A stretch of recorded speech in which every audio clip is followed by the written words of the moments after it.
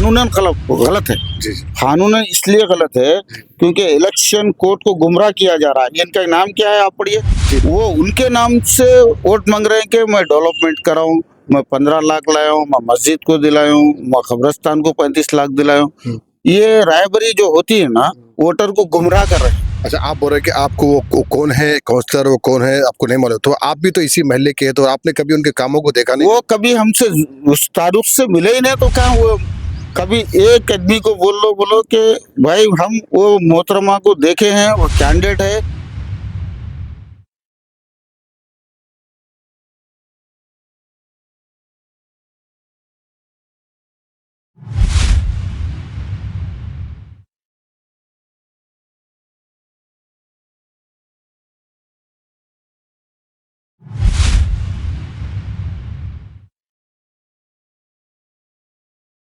अस्सलाम वालेकुम, नमस्ते। मैं जफर खान Z9 में आप सभी का इस्तेमाल करता हूं और इस वक्त मैं हूं महबूबनगर में। महबूबनगर म्युनिसिपल कॉर्पोरेशन इलेक्शन 2026 का लगातार सिलसिला जारी है।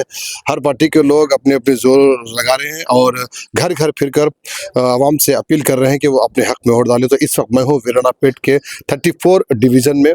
इस वक्त मेरे साथ है कांग्रेस की जानिब से कैंडिडेट जनाब मोहम्मद इदरीस साहब। वो यहाँ पर उम्मीदवार है और यहाँ पर अब दौरा कर रहे हैं और लोगों से घर घर पहुँच कर लोगों से अपने वोट के लिए अपील कर रहे हैं। तो आइए, ऐसे में वो काफ़ी दिन से दौरे कर रहे हैं, दौरों का क्या रिस्पांस मिल रहा है और आपके क्या क्या यहाँ पर लोगों को जो है अपडेट्स लेकर आ रहे हैं। माशाल्लाह रिस्पांस अच्छा है। मेरे माएँ और बहनें सब मेरे लिए दुआ कर रहे हैं। अगर अल्लाह ने चाहा तो इंशाल्लाह मैं कामयाब होकर निकलूंगा। बस। अच्छा, आपके क्या यहाँ पर अपडेट्स आप चाहते हैं, यहाँ पर क्या तब्दीलियाँ चाहते हैं, आपके इलाके में क्या क्या यहाँ आप लाना चाहते हैं और? ऐसे बहुत से है। अब गवर्नमेंट है, रनिंग गवर्नमेंट है। जी अब हम जो हो सकता है एमएलए साहब से कुछ ज्यादा से ज्यादा उम्मीद रखे हैं। जी हैं? हमारा ये बस्ती में हमारे प्ले ग्राउंड नहीं है। जी ऐसे कई चीजें हैं, मैं ऑलरेडी रख चुका हूँ। जी। देखेंगे, उसके लिए कोशिश तो लगी हुई है। हम जीतेंगे तो कुछ करेंगे ना। आपका कंपटीशन किससे है यहाँ पर? मेरा कंपटीशन तो अब फिलौकत देखा गया तो पूरे लोगों से कंपटीशन है। अच्छा, भाई अब उन्होंने भी कैंडिडेट है, उन्होंने भी वोट मांग रहे हैं, मैं भी वोट मांग रहा हूँ। लेकिन एक बात मेरी समझ में ये नहीं आ रही कि कैंडिडेट टीआरएस के भी है, कांग्रेस के भी है। जी वार्ड बीसी जर्नल है ये। जी इसमें एमएम पार्टी से भी एक लेडी मोहतरमा ठहरे हुए है, उनका मैं नाम नहीं मालूम। लेकिन मसला ये है कि वो कैंडिडेट के नाम पे वोट नहीं मांगा जा रहा, बस वोट मांगा जा रहा है कि गुज़िश्ता कोई काउंसलर थे कहते, हमको नहीं मालूम कौन थे, वो उनके नाम से वोट मांग रहे हैं कि मैं डेवलपमेंट कराऊं, मैं 15 लाख लाया हूँ, मैं मस्जिद को दिलाया हूँ, मैं कब्रिस्तान को 35 लाख दिलाया हूँ। ये रायबरी जो होती है ना, वोटर को गुमराह कर रहे हैं।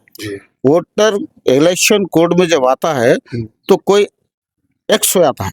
अगर सिटिंग काउंसलर भी रहा तो एक्स। हाँ मैं करूं नहीं बोल सकता, जो भी करा गवर्नमेंट दी हम करें। जी। कैसा करें आप? अच्छा, आप बोल रहे हैं कि आपको वो कौन है काउंसलर, वो कौन है आपको नहीं मालूम, तो आप भी तो इसी महल्ले के हैं, तो आपने कभी उनके कामों को देखा नहीं? वो कभी हमसे उस तारुफ से मिले ही नहीं, तो क्या वो काउंसलर से क्या मालूम होगा? अभी तो उनके कैंडिडेट कौन है? इतनी बड़ी 3260 वोट में हैं?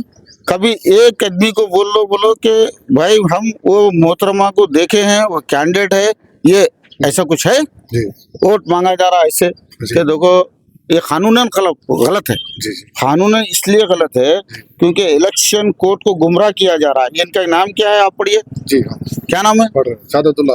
क्या नीचे क्या है सादतुल्लाह सुनी है कि वोट किसको मांग? तो कौन ठहरे कैंडिडेट? जी ये वार्ड किसका है?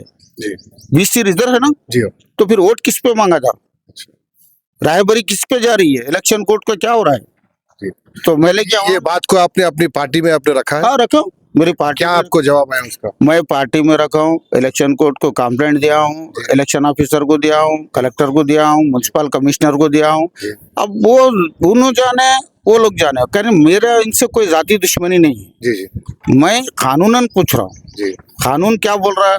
अगर कैंडिडेट बीसी रिजर्व है जी तो बीसी जर्नल है ना, जी जी तो लेडीज जेंट्स कोई भी लड़ सकता जी। है। लेकिन कैंडिडेट को जब पहचानेंगे नहीं तो वोट किसको दे रहे हैं? जी कल महल्ले की आवाम में क्या है, एक डेथ सर्टिफिकेट के लिए भी अगर जाएंगे तो एक जो डिवीजन का जो आज में 3200 60 को जो हम चुन रहे जी। हैं ये डिवीजन को, जी। हमारे को एक कैंडिडेट होना बोल के, तो उसकी एक साइन की जरूरत थी। जी तब के पहचानेंगे ना तो हम वोट किसको दे रहे, आप कौन है बोलेंगे तो क्या जवाब देना उसका। जी।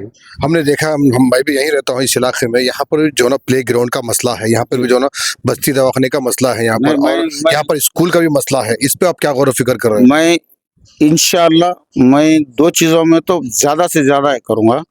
एक तो बस्ती दवाखाना बहुत सख्त जरूरत है हमको, जी। उसके लिए तो मैं एमएलए साहब से इंशाअल्लाह मैं सैंक्शन लूंगा, जी। और दूसरा प्लेग्राउंड लूंगा, जी। और तीसरा जहाँ पे मेरी बस्ती में कमेटी हॉल है जो मेरे मरहूम भाई के पीरियड में बना गया है, मैं उसको 3rd फ्लोर तक करा के उसमें एक लाइब्रेरी का इंतजाम करूंगा इंशाअल्लाह। क्योंकि महल्ले के जो अवाम है जी। उनको एजुकेशन में अगर लेके जाएंगे तो ऐसे गलतियां नहीं होंगी। जी, जी। ये मोहल्ला पहले पिछले 20 साल 10 साल पहले इतना डेवलप नहीं था, अभी काफ़ी अंदर तक ये पहुंच चुका है।